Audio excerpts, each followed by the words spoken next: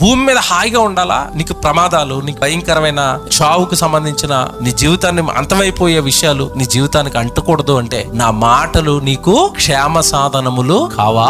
అంటే నీ ఇంట్లో ఉండవలసింది ఏంటి? ఇప్పుడు లైసెన్స్డ్ గన్ ఉండకూడదు, ఏముండాలి? బైబిల్ ఉండాలి. అలాగని మరి బైబిల్ ఇంట్లో ఉందంటే నేను హ్యాపీ అని తలకింద నిద్రపోదామా? చాలా మంది చేసేది అదే కదా. ఈ రోజు బైబిల్ ఉంటే క్షేమంగా ఉంటా చాలా మంది నమ్ముతారు, కానీ ఎక్కడ ఉండాలి బైబిల్? బైబిల్ ఎక్కడ ఉండాలి? గదిలో ఉంటే సరిపోదు, మదిలో ఉండాలి. గదిలో పెట్టావు, దాన్ని మదిలోకి ఎప్పుడు తెచ్చుకుంటావు? చాలా మంది అంటే హాస్పిటల్లో ఉన్నప్పుడు మన క్రైస్తవులు ఒక రకమైన తెలియని ఒక భక్తిపరులు అయిపోతారు. సడన్ గా హాస్పిటల్లో ఉన్నప్పుడు, ఇంట్లో ఉన్నప్పుడు అసలు బైబిల్ ముట్టుకోవడం కానీ, ఆదివారం వచ్చే వరకు బైబిల్ ఎక్కడ ఉందో కానీ తెలియదు. కానీ చూడండి, హాస్పిటల్లో చూడండి బైబిల్ ఎక్కడ ఉంటది? తలగాడు పక్కనే. అసలు నేను మరి ఎంత పెద్ద భక్తుడు అంటే నాకే తెలియదు అన్నట్టు బిహేవ్ చేస్తూ ఉంటాడు. అక్కడ ఎవరు ప్రార్థన చేయడానికి వెళ్ళి సరే బైబిల్ చదువుతూ ఉంటాడు. అమ్మ బాబోయ్ భక్తుడండి. ఎందుకంటే హాస్పిటల్ నుంచి బయటకు వస్తానా లేదన్న భయం అనమాట. అందుకు చదువుతాడు బైబిల్. 4వ రోజు 3వ రోజు డాక్టర్ గారు వచ్చి నువ్వు డిశ్చార్జ్ అయిపోతావు అన్నాడు అనుకోండి, వెంటనే బైబిల్ డిశ్చార్జ్ చేసేస్తాడు. ఎక్కడికి వెళ్ళిపోతాడు బైబిల్? అమ్మ బైబిల్ బ్యాగ్ లో పెట్టాక అయిపోయింది దీని పని, బ్యాకప్. ఎందుకంటే డాక్టర్ గారు నాకేమన్నాడు? డిశ్చార్జ్. ఇది ఈ రోజు. అందుకేనండి పేరుకు క్రైస్తవులే గుడికి వస్తారు, బాప్తిస్మాలు తీసుకుంటారు, జీవితాలు బాగోవు, బ్రతుకులు బాగోవు, కుటుంబాలు బాగోవు. కారణం ఏంటంటే దేవుడి మాట ఎక్కడో నువ్వు నమ్మటం లేదేదో,